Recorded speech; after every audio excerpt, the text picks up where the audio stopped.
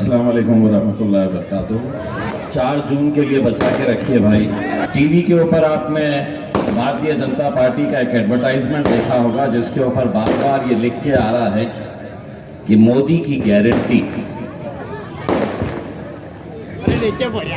मोदी ने खुद भी ये गारंटी दी है कि हम कितना भी सर पटक ले औरंगाबाद में, जीतेगा तो इम्तियाज जलील ही। मेरे भाइयों, बुजुर्गों, नौजवानों, साथियों, मैं सबसे पहले तो इस मौके के ऊपर आप सभी लोगों का तहे दिल से शुक्रिया अदा करने के लिए आया हूँ कि आप लोगों की मोहब्बत, आप लोगों का जोश जज्बा था कि जिसकी वजह से महाराष्ट्र से इकलौता एक मुस्लिम एमपी चुनकर आया और उसे चुना कर लाने में जितना योगदान मुसलमान भाइयों का था उतना ही योगदान मेरे दलित भाइयों का भी था। जो मेहनत मेरे लिए मुसलमानों ने की थी उतनी ही मेहनत दलित भाइयों ने भी की थी और उसी का नतीजा है कि महाराष्ट्र के अंदर 48 लोकसभा की सीटें हैं, उसमें से सिर्फ एक मुस्लिम और दलितों की नुमाइंदगी करने वाला एमपी चुनकर आता है और ये आप लोगों की कोशिशों का नतीजा है।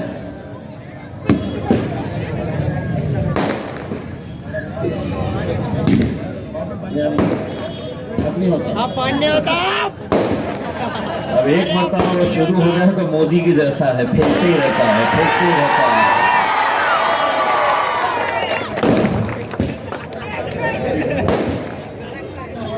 ये जो मेरे सामने 2 कैमरामैन वाले हैं ना, वो गवर्नमेंट के हैं। वो ये रिकॉर्ड करते रहते हैं कि मैं क्या बोलने वाला हूं करके। मैं उनको ये बताना चाहता हूं, मैं इशारों में भी बात करता हूं तो ये समझ जाते हैं। मैं अगर यूं करता हूं तो वो समझ जाते हैं कि पतंग को वोट देना है करके। तो मैं ये कह रहा था कि ये आप लोगों ने पूरे इस मुल्क को दिखाया था कि अगर हम मुत्तहिद रहे, एक ताकत बनकर खड़े रहे तो हम क्या कुछ नहीं कर सकते। वरना हमारे जहनों के अंदर ये बात डाली गई थी कि मेरा नेता कौन होगा तो शरद पवार होगा, मेरा नेता कौन होगा तो राहुल गांधी होगा। ये झंडे थोड़े से बेटा नीचे कर लीजिएगा, पीछे वालों को दिख नहीं रहे। तो मेरा नेता कौन रहेगा तो अशोक चौहान रहेगा, अजीत पवार रहेगा, उद्धव ठाकरे रहेगा। लेकिन हमारे में से कोई नेता नहीं बन सकता है। हमारा काम क्या है तो ये नेता आएंगे, स्टेज के ऊपर बैठेंगे, हमने शतरंजियां बिछाने का और कुर्सियां जमाने का काम इनके लिए करना। पार्लियामेंट के अंदर कौन जाके बैठेगा तो हम में से कोई नहीं बैठेगा, जो स्टेज पर रहेगा वही जाकर बैठेगा। 75 सालों से यही खेल खेला जा रहा था। 75 सालों में हमारे जहन को इस तरह से बना दिया गया था कि नहीं, तुम जीत ही नहीं सकते हैं तो तुम्हें टिकट देने का सवाल ही कहां पैदा होता है। और मेरी ये सोच है कि अगर हम लड़ेंगे नहीं तो जीतेंगे कैसे। जीत और हार का फैसला होगा तो कब होगा, जब हम मैदान में उतरेंगे। 28 दिन पहले 12 साल इस शहर को छोड़ चुका, पूना में एक टेलीविजन चैनल के लिए, एक न्यूज चैनल के लिए काम करने वाला आपका बेटा, आपका भाई 28 दिन पहले इस शहर में आता है और ये ऐलान करता है कि मैं एमएलए का इलेक्शन लड़ूंगा। तो लोग मुझे हंसते थे देखकर। लोगों को समझ में नहीं आता था कि ये से क्या हो गया है। यहां पर इतने सालों से बड़े बड़े नेता हमने देखे हैं, सफेद खादी के पैंट और शर्ट के अंदर पूरी जिंदगी निकाल दिए, कॉर्पोरेटर नहीं बन पाए। और ये बंदा पूना से आकर कहता है कि मैं एमएलए बनूंगा। मैं अपने लोगों के बीच में गया। 2014 में 3 एमएलए और तीनों के तीनों सिटिंग एमएलएज मेरे खिलाफ खड़े थे। शिवसेना से प्रदीप जायसवाल, भारतीय जनता पार्टी से किशन चंद तनवानी और कांग्रेस पार्टी से एमएन शेख साहब, ये तीन लोग मेरे खिलाफ खड़े थे। बाहर से आया हुआ एक उम्मीदवार, पॉलिटिक्स के अंदर कोई लेना देना नहीं, खानदान में दूर दूर तक कोई राजनीति के अंदर नहीं, लेकिन मैंने कहा कि मैं लड़ूंगा और अपनी आवाम को यह बताया मैंने कि यहां पर एक राजनीतिक पार्टी ने ऐलान किया था कि हम एक शहर से किसी एक मुसलमान को टिकट देंगे, तो मांगने वाले कौन? टिकट चाहिए किसको? तो शहर के जितने भी लुच्चे, लफंगे, बदमाश लाइन में खड़े हैं, मुझे आमदार होना है, मुझे टिकट चाहिए। मैं लोगों से यह कहता कि तुम्हारी नुमाइंदगी ये कैसा कर सकते हैं ये लोग जिनके खुद के किरदार मरम्मत मांग रहे हैं, कैसा ये तुम्हारी नुमाइंदगी कर सकते हैं? एक दोस्त ने कहा, तुम तो नौकरी छोड़ के आ गए हैं, तुम खुद क्यों नहीं कोशिश करते, तुम खुद क्यों नहीं लड़ते, तुम दूसरों को क्यों कहते हो लड़ने के लिए? मैंने उस रात सोचा कि मैं दूसरों को कह रहा हूं, मैं क्यों नहीं कोशिश करूं? फिर ख्याल आया वो बात कि कोशिश करने वालों की कभी हार नहीं होती।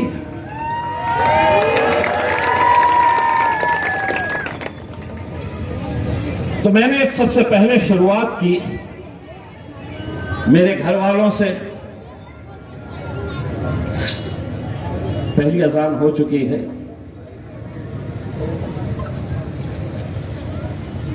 तो मैंने घर वालों से बात किया। मेरा छोटे भाई से पूछ रहा था, सुबह सुबह नींद में से उठ के आया, मेरा छोटा भाई जॉब पे जा रहा था। मैंने उसको कहा, सुनो मैं इलेक्शन लड़ने का सोच रहा हूं। उसने मेरी तरफ देखा ही नहीं, वो शूज पहन रहा था, उसको लड्डू बोलते हैं घर में। तो मैंने कहा, लड्डू मैं इलेक्शन लड़ना चाह रहा। उन्होंने फिर मेरी तरफ देखा नहीं, बिल्कुल नजरअंदाज कर रहा। तो बोला, यार मैं सही बोल रहा हूं, मैं इलेक्शन लड़ना चाह रहा हूं। तो उन्हें बाहर निकलते रहे, तुम अलग सुबह सुबह मजाक करना शुरू कर देते हैं, बोल के चले गया। मैं अपनी बेगम से पूछा, लड़ूं क्या? तो जवाब उसने दी, आज नाश्ते में क्या खाना चाहते हैं? बोला, मैं इलेक्शन लड़ने की बात कर रहा, तुम पूछ रही नाश्ते में क्या खाना चाहते हैं? मतलब सबको ऐसा लग रहा था कि कोई मुझे सुनने के लिए तैयार। मेरी वालदा उस वक्त हयात थी, मेरे बड़े भाई के पास बहरीन में थी। मैंने उनको फोन किया और मैंने कहा, मम्मी मैं सोच रहा हूं इलेक्शन लड़ लूं। तो मेरे मम्मी ने ये सोचे कि मैं नौकरी वोकरी छोड़ के आ गया, अब घर में बेकार पड़ा हुआ हूं 2-4 दिन से, तो मेरा दिमाग को सट आ गया है। तो मैं बोला, मम्मी इलेक्शन लड़ लूं क्या? तो बोले, तुम एक काम करो, तुम पूरी फैमिली को लेके दुबई आ जाओ। मैं बोला, यार कोई साथ ही नहीं दे रहा मेरे को इलेक्शन लड़ने के लिए, बोल रहा हूं तो कोई हाथ पकड़ने को तैयार ही नहीं है। तो मेरा लड़का है ना बिलाल, उस वक्त वो कुछ 10वीं में था, मैं उसको घर में फैजी पुकारता हूं। तो मैंने उसको पूछा, मैं बोला, फैजी मैं सोच रहा इलेक्शन लड़ लूं करके।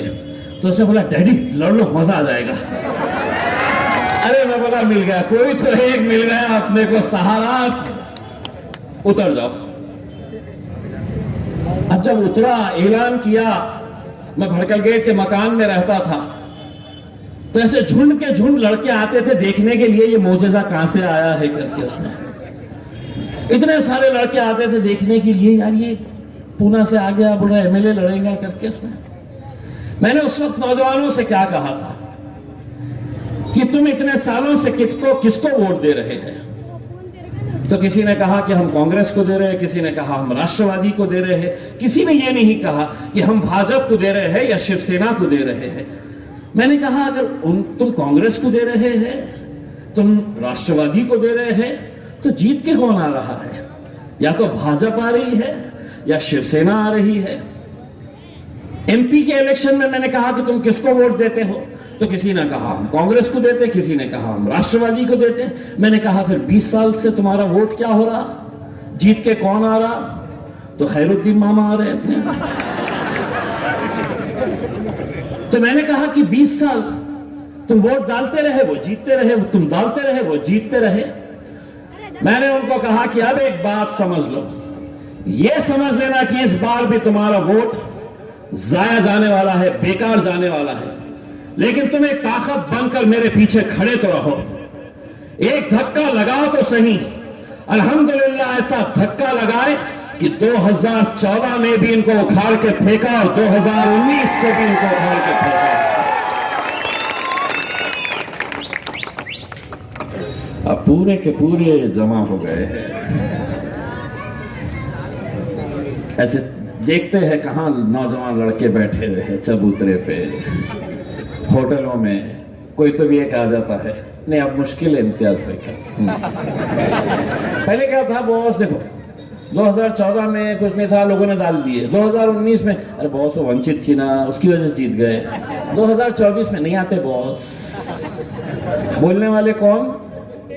वही लोग जो 2014 में बोलते थे नहीं आता, आ गया।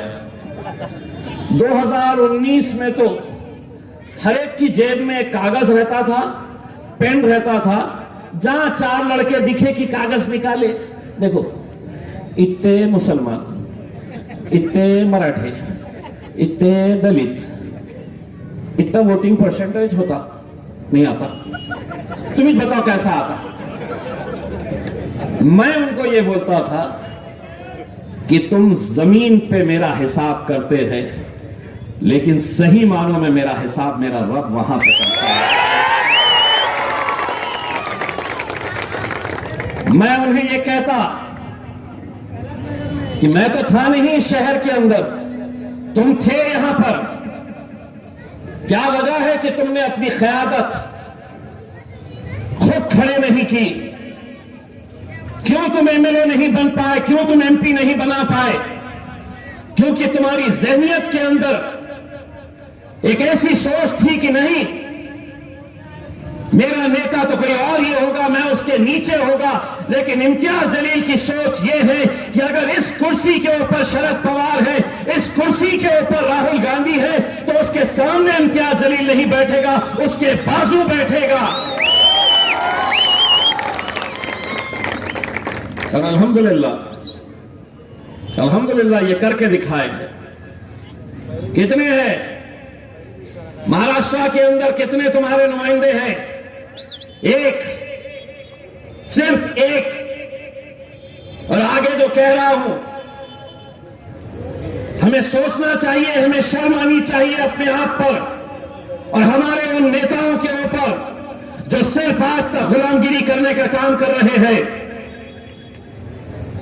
7 ऐसे राज्य हैं हमारे अतराफ जहां पर एक भी आपका नुमाइंदा लोकसभा के अंदर नहीं है। मध्य प्रदेश के अंदर 0, राजस्थान के अंदर 0, कर्नाटक के अंदर 0, झारखंड में 0, दिल्ली में 0, गोवा में 0। वाह, वोट सबको चाहिए, आपका सबको चाहिए, क़यादत किसी को भी नहीं चाहिए। और वो क़यादत जो बोलने वाली है, जो डट कर फिरने वाली है, वो क़यादत जो आज इतने आप वाक़या देख रहे हैं कि कोई मुंह खोलता है तो ईडी लगा दो, सीबीआई लगा दो, आईटी लगा दो, डर और खौफ का माहौल। मुझसे भी मेरे चाहने वाले कहते हैं कि इम्तियाज भाई बहुत बुरा दौर है, इतना मत बोला करिए। मुझसे कहते हैं आपको डर नहीं लगता?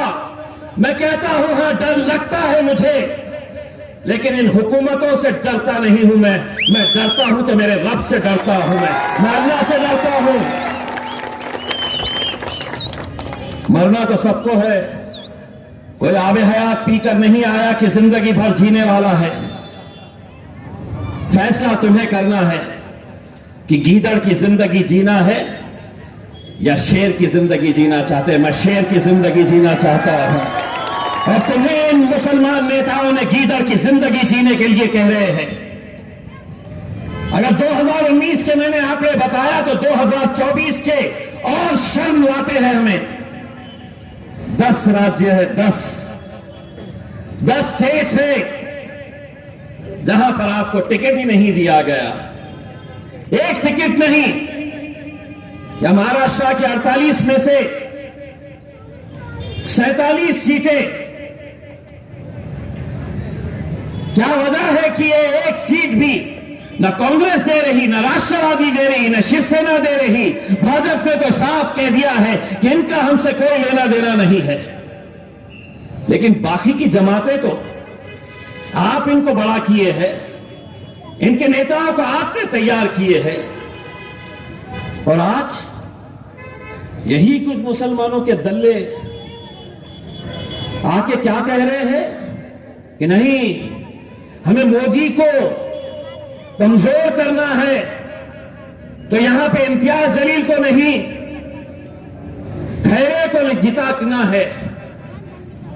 रोज रात में 2-4 मकानात है, कभी बुलाते हैं नौजवानों को शीरखुरमा पीने आओ।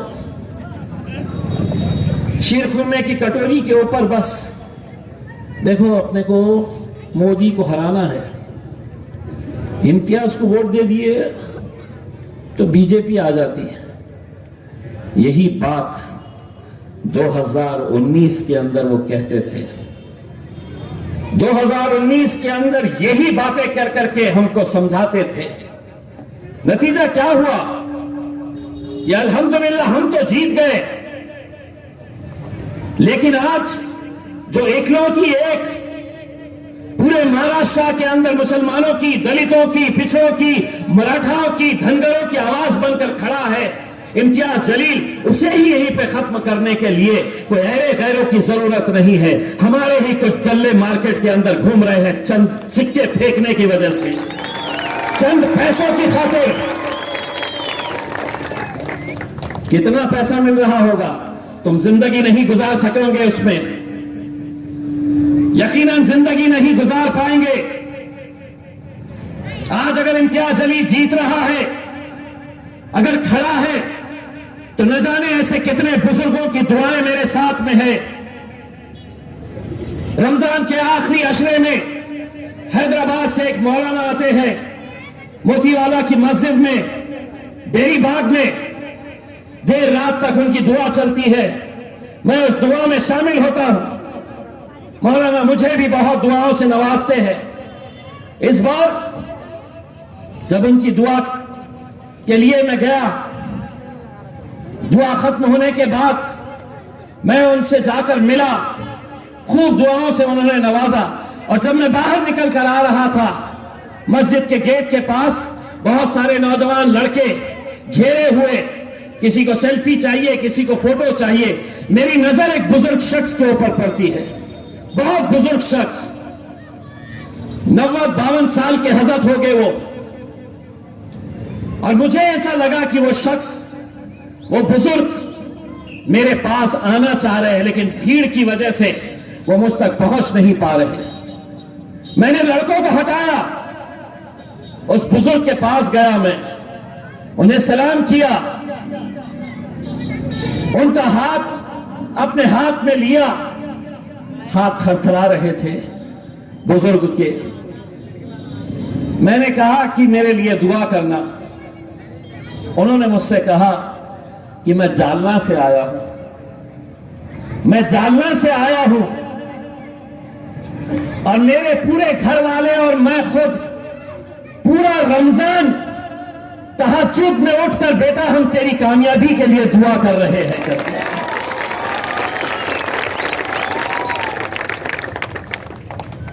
वो हजरत थरथराते हुए हाथों के साथ वो रो पड़े। उस दिन मुझे ये एहसास हुआ कि ना वो मुझे वोट देने वाले हैं, ना मेरे चुनावी क्षेत्र का हिस्सा है वो। क्या वजह है कि उनका पूरा घर रमजान के इस मुबारक महीने के अंदर तहज्जुद में उठकर नमाज पढ़ रहा है और मेरे लिए इबादत कर रहा है, कुछ तो रहा होगा एक रिश्ता। क्या उन्हें महसूस होता होगा? उन्हें यही महसूस होता है कि आने वाला वक्त बहुत बुरा है, आने वाला वक्त हम लोगों के लिए एक आजमाइश है। आप समझ गए, लेकिन वो चंद लोग क्यों नहीं समझ पा रहे जो आज कभी खैरे की पैरवी कर रहे और कभी वो बेगमपुरे के नचनिया की पैरवी कर रहे हैं। लोकसभा में कानून बनाए जाते हैं, कोई नाचने और नचनियों का अड्डा नहीं है लोकसभा। चल मैं तुझे बोलता हूं कि इम्तियाज जलील वापस लेता है अपनी उम्मीदवारी। 2 लाइन अंग्रेजी में हिंदी में लिख के बता यहां पर आके। जहां खड़ा झोली फैला रहा, जहां खड़ा झोली फैला रहा। अरे तू जिसके सामने झोली फहरा रहा है ये इंसान है, मैं जिसके सामने झोली फहरा रहा है वो मेरा रब है। मांगना है तो उससे मांग। और किसको बता रहा है? दीन हदीस ईमान की बातें किसको सुना रहा है? तेरा इतिहास अगर जिस दिन पढ़ना शुरू कर दूंगा, हम जरा से खामोश क्या बैठे तो सारी दुनिया बदमाश हो जाती है। लुच्चे लफंगों की फौज लेकर 2019 में भी तेरे जैसे बहुत आए थे, बहुत आए थे तेरे जैसे। और एक बात सुन, मैं पार्लियामेंट में अगर खड़े रहकर जिससे सारा देश को डराया जा रहा है, अगर उसकी आंखों में आंखें डालकर उसके मुंह पे अगर बोलने की हिम्मत रखता है तो तू किस गली का कीड़ा है बे?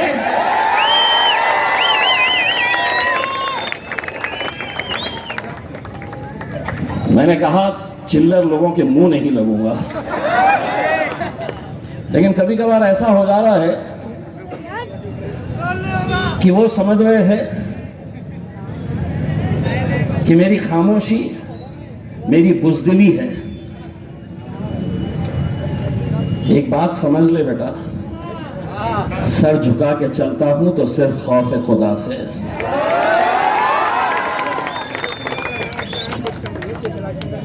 और क्या वो लोगों को ये नहीं पता है, दीन हदीस की बातें करने वाले लोग, कि चंद्रकांत खैरे को वोट दो। ओफ ओफ। याद आ गए। तुम जिसकी पैरवी कर रहे हो ना, उसको इम्तियाज जलील ने क्या ओहदा दिया है सुनना चाहोगे? अरे गैरे नथु बोले खैरे को वोट दो। और बेचारा वो आदमी भी इलेक्शन आया तो उसको ये एहसास हुआ 30 सालों के बाद कि इस जिले के अंदर एक बहुत बड़ी आबादी मुसलमानों की भी है। 30 साल में एक बार भी ईदगाह में नजर नहीं आए थे बाबा।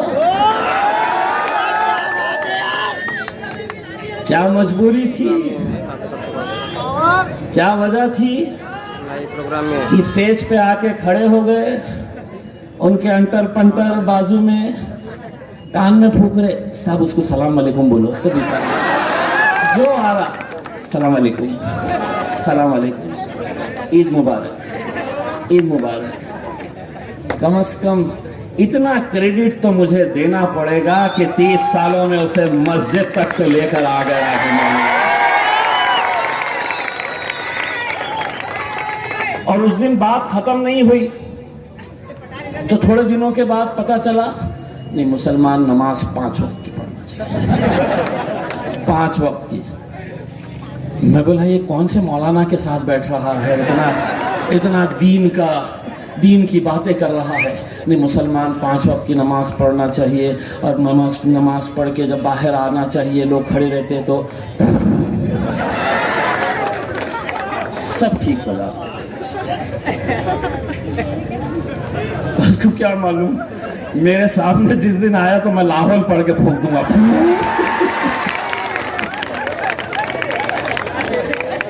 उसको तो ये समझ में आएगा कि इन्हें कुछ तो भी अच्छा फूक रहा, मैं बोलूंगा लाहौल वाला कुव्वत इल्ला बिल्लाहिल अलीयुल अज़ीम। उसकी पैरवी कर रहे हैं। और कौन लोग कर रहे हैं साहब? कौन लोग कर रहे हैं? जो भी कर रहे हैं, एक बात सुन लो, तुमने शराफत हमारी देखी है। 4 जून के बाद तुम्हारा एक एक का हिसाब इंशाअल्लाह करेगा इम्तियाज। क्योंकि तुम या तो चंद पैसों की खातिर या अपने सिर्फ जाती मफाद के लिए तुम इस पूरी कौम का सौदा कर रहे हैं। तुम्हें कहा गया है कि इनके वोट बांटो, इनके वोट तकसीम करो, उन्हें टारगेट दिया गया है। जो आ रहा ऐसे ऐसे लोग फॉर्म भर डाले। मीडिया वाले उनसे पूछ रहे कि आपका मुकाबला किस, बोले इम्तियाज जलील से तो है ही नहीं। तो बोला डायरेक्ट खैरे से है, खैरे भुमरे से है। मैं बोला यार मैं लड़ा काहे के लिए, मेरे साथ मुकाबला किसी का भी नहीं है करके।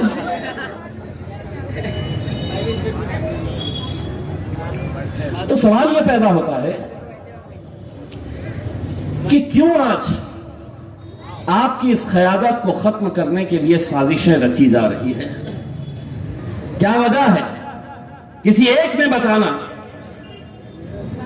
आज 2019 को जब मैं देखता हूं, 2024 पे जब नजर डालता हूं, 19 में जब मैं गांव में जाता था, कन्नड़, गंगापुर, वैजापुर, सोएगांव, लोगों को मेरा नाम तक नहीं पता था। दलित समाज पूरी ताकत के साथ खड़ा था। लेकिन दूसरे समाज के लोगों को जब मैं कहता था कि मैं लोकसभा का इलेक्शन लड़ा हूं, बोलते थे तुम चुनाव का है।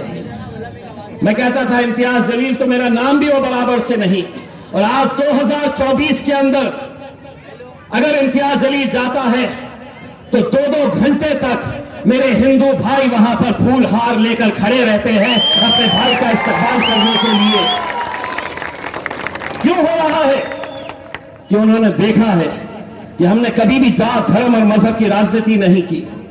आदर्श का घोटाले के अंदर मैंने पूछा नहीं किसी से कि कितने लोग कौन सी जाति के हैं। मैंने उन्हें अपना हमारा जो फरीजा है, हमारा जो ईमान हमें सिखाता है, हमें इस्लाम की जो तालीम दी गई है कि सामने वाला मजबूर है, सामने वाला परेशानी के अंदर है, उसके लिए मदद करो। आज वो लोग 1 साल से जब मुझे देख रहे हैं, मैंने एक बार भी नहीं कहा कि तुम मेरे लिए काम करो, मुझे जिताने के लिए काम करो। मैं लोगों से तो सिर्फ यही कहता हूं, जो लोग मेरी मुखालिफत कर रहे हैं, जो लोग कहते हैं कि नहीं इम्तियाज जलील ने नहीं जीतना चाहिए, 48 सीटें हैं ना, तुम 48 के 48 पे लड़ रहे हैं, एक सीट छोड़ दो। है दम तो 47 के जीत के बताओ, 47 की 47 जीत के बताओ। और अगर 47 तुम जीत भी गए, लोकसभा में पहुंच भी गए,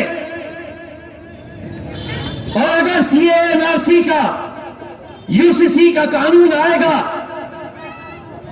तो भीगी बिल्ली की तरह ये 47 मुंह बंद करके मोदी के डर से, खौफ से ये मुंह नहीं खोलेंगे। अगर शेर की तरह वहां पर कोई घुर्राएगा तो मेरा खायद बैरिस्टर असदुद्दीन ओवैसी ये बोलेंगे। खैरे साहब बोल रहा, 20 वर्ष हिरवा साप होते तुम्ही त्यांच्यासाठी हं? और आज उसी हिरवा सापला दूध पाजण्याचं काम कोण करत आहे? हं? सगळ्यांचं नाव देणार, काढणार, फेरणार, हिसाब तो सबका किया जाएगा।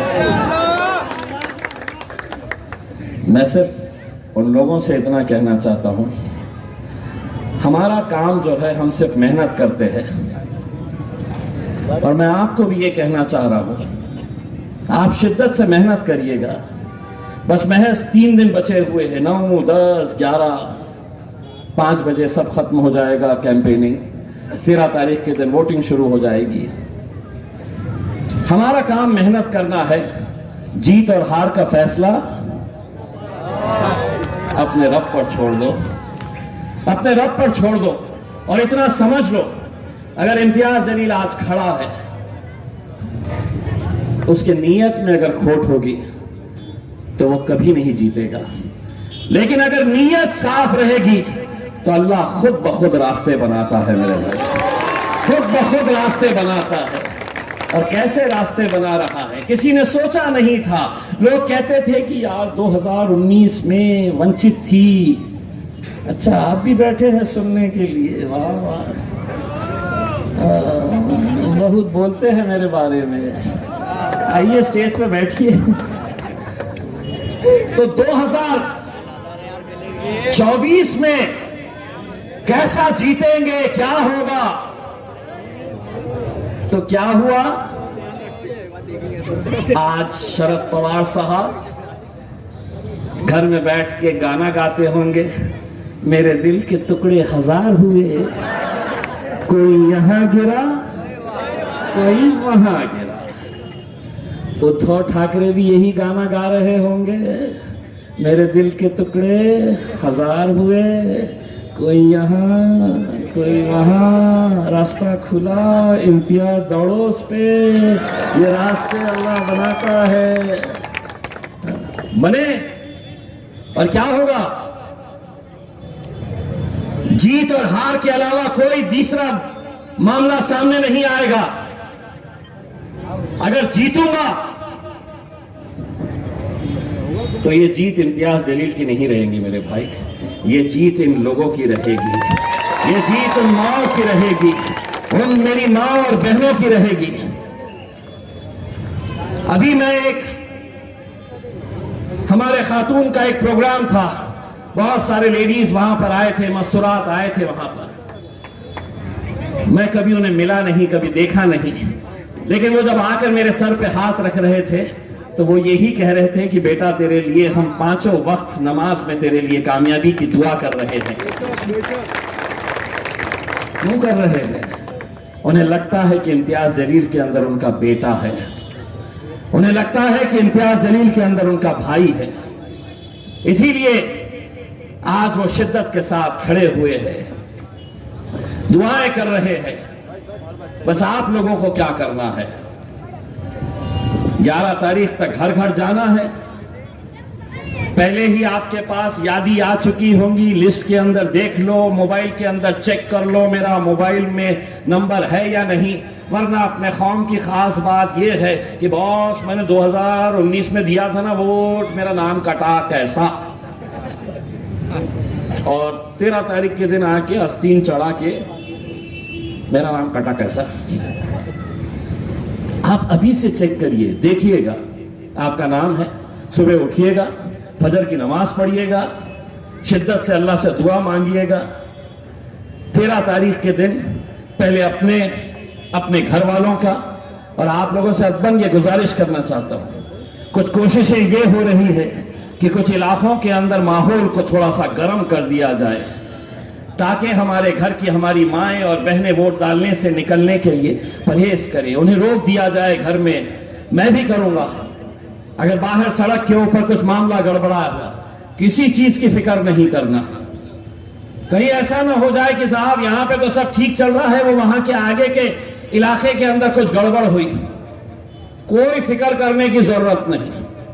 जो काम आपको दिया गया है, जो इलाके में आप बैठे हुए हैं, वहां पर डट कर बैठे रहिए। 6 बजे के बाद मैं हूं ना फिर। बस आपने अपने घर वालों का वोट डलवाइएगा। 13 तारीख का दिन, एक दिन आप मुझे दे दीजिएगा।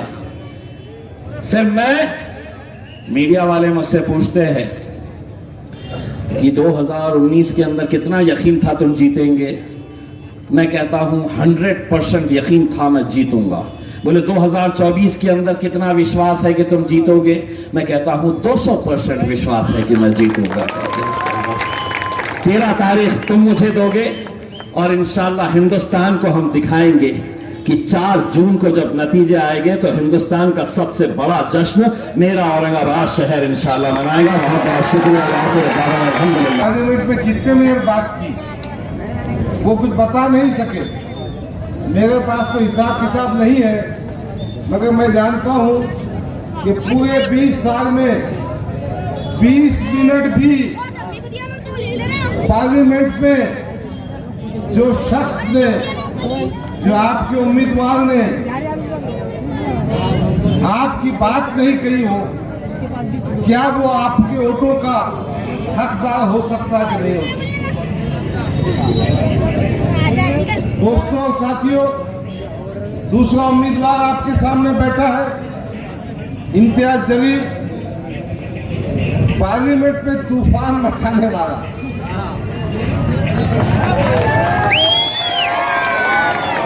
पार्लियामेंट में तहलका मचाने वाला। औरंगाबाद का विषय हो, मुस्लिम रिजर्वेशन की बात हो, या हमारे धनगर भाई, हमारे बंजारा भाई,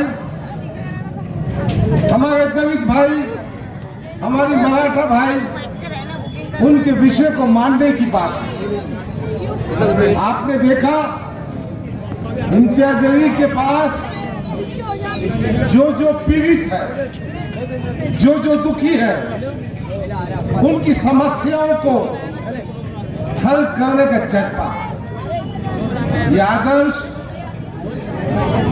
दूसरी बैंक के घोटाले के मामले में अगर इम्तियाज जलील उनके साथ कमिश्नर ऑफिस में बैठा, इम्तियाज जलील की प्रशंसा करना चाहिए, तारीफ करना चाहिए।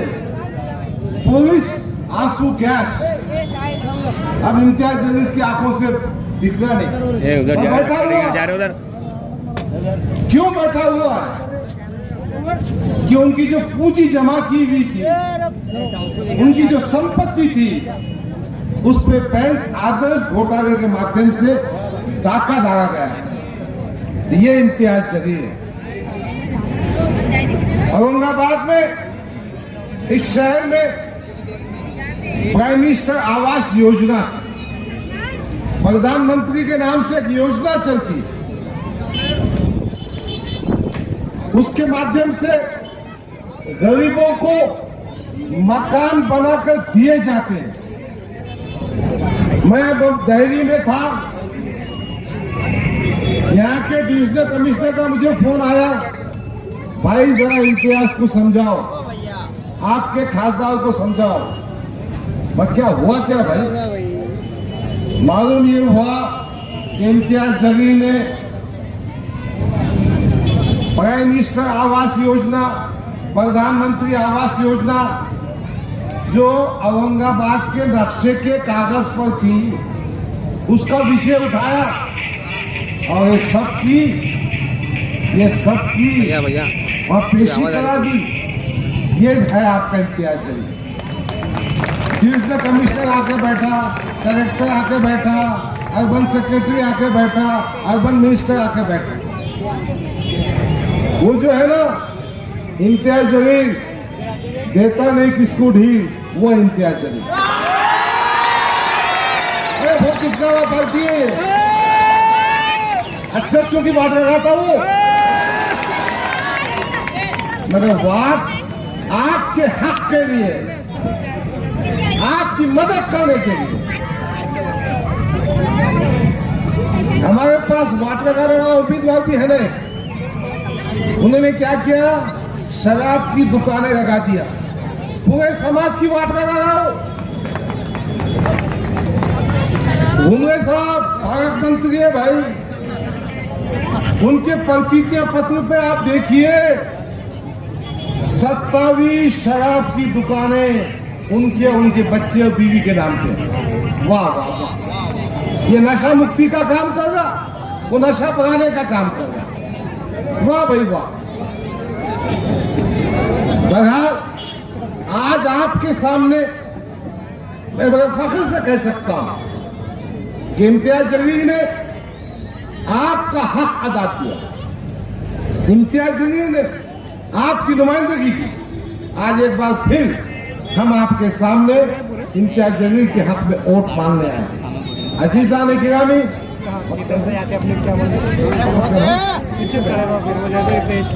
अजीज़ान गिरामी, मेरे दोस्तों भाइयों, ये हमारे दलित भाई यहाँ रहते हैं,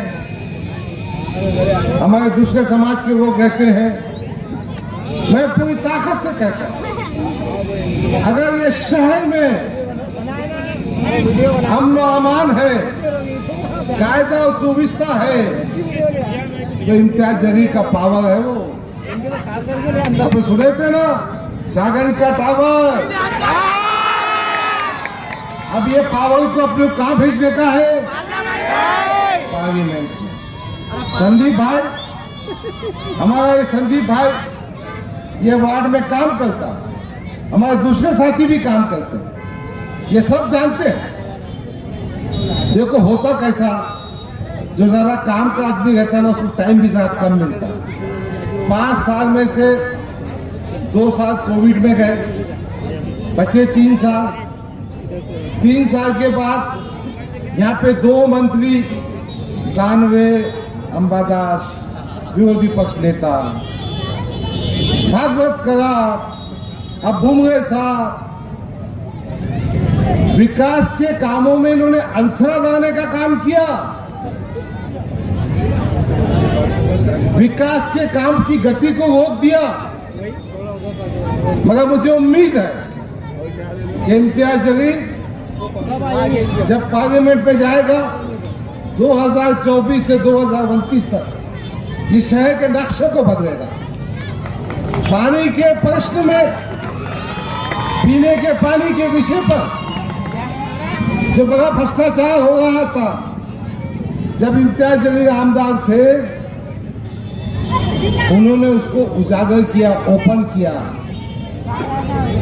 मैं कहता हूं, एक ऐसा सुशिक्षित काबिल जो आपके विषय को पार्लियामेंट में बता सकता, एक ऐसा ताकतवर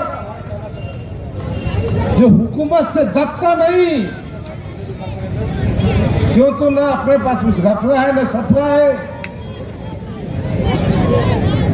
अपने कोई परेशानी की बात ही नहीं है, अपन क्लीन पार्टी है, ना अपनी शराब की दुकान है, ना हफ्ता वसूली है। मैं खैरे साहब का नाम नहीं ले रहा, बात समझ में है तुमको? खैरे साहब का हफ्ते से कोई जान दो, चलो बात खत्म। मगर एक बात मैं कहना चाहता हूं कि भाई, आपकी मोहब्बत, आपकी सरपरस्ती, आपका आशीर्वाद हमारे लिए बहुत महत्व रखता है। 13 तारीख को 2 चीजें करना। एक, अपने सब भाई को, कोई भी समाज का हो, वोट डालने के लिए बूथ पे पहुंचाना है। मेरे भाषण का फायदा, मेरे इस संवाद का फायदा उसी वक्त होगा जब हम हमारे वोटर को बूथ तक पहुंचाएंगे। दूसरी बात, उसको बताना होगा, ऐसा सांसद भेजो ना जो पीकर आउट हो जाए या जिसको कुछ बात भी करने नहीं आए, या ऐसा सांसद भेजो जो कुछ बात कर सके, अपनी बात मनवा सके। बहरहाल इम्तियाज जलील की निशानी बटन है, 7वें नंबर पर है, उस बटन को दबाना है और इम्तियाज जलील को कामयाब करना है। यही गुजारिश करने मैं आपके बीच आया हूँ। शुक्रिया, खुदा हाफिज, जय भीम, जय मीम, नमस्कार।